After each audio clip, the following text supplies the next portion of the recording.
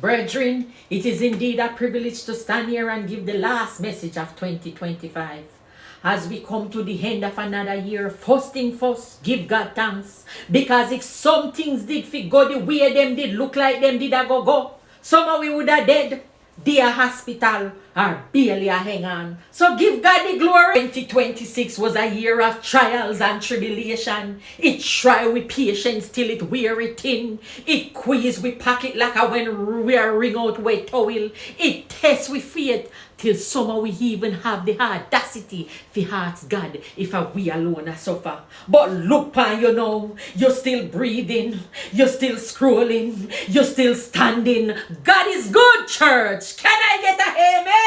Amen. If all you did this year was survive, clap yourself. If you fall and get up more time than how food prices raise, that's a victory. If you still trust God when things move slow, like some of the little country bus them, you pass the test. You better give God the glory. Church, as we traverse in the new year, travel light, leave behind stress, toxic people, and plan where God never approve. Because no amount of fasting and praying I go fix that. For everybody we encounter a Melissa this year, better days are gonna come. Not because life are go easy, but because God remain faithful. And remember, if God carry you through this year, next year can't frighten you.